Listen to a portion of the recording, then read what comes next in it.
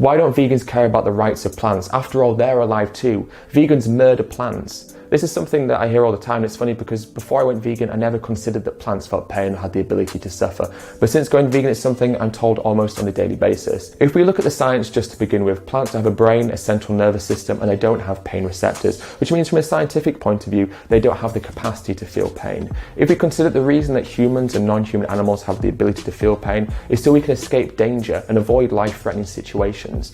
Plants can't do this. They can't evade danger and they can't escape life-threatening situations, which means from an evolutionary point of view, it would serve no purpose for them to feel pain.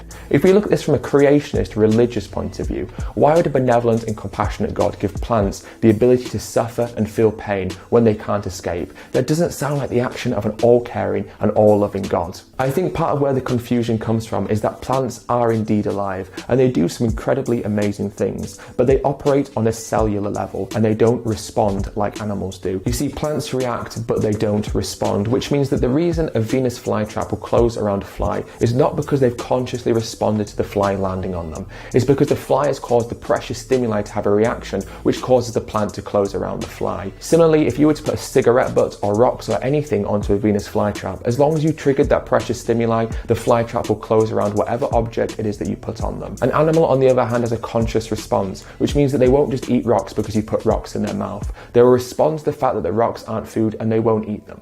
Another way to look at this is a doorbell. A doorbell will ring if you press the buzzer. Now, the reason the doorbell rings is not because it's conscious, it's because it's having a reaction to the fact that the doorbell has been pressed. Now, let's look at the ethics side of this argument as well, because I don't truly believe that anyone looks at the life of a plant and holds them in the same regard as the life of an animal. Ask yourself this question: if you were driving down the road and a dog ran out in front of your car, would you swerve onto a grassy verge to avoid killing the dog? If you would, then you yourself admit that the life of an animal has a higher moral value than the life of a plant. We also have to acknowledge that it takes up to 16 kilograms of plants to produce 1 kilogram of certain animal products, which means that vastly more plants are used in the production of animal products than they are vegan products, which means that vastly more plants are killed or murdered in the production of animal products than they are vegan products. So even if you truly believe that plants feel pain, they suffer, and they deserve to live just as humans or non-human animals do, then you should still be vegan, because by being vegan, it means that you're contributing to a lot less suffering to plants as well as animals.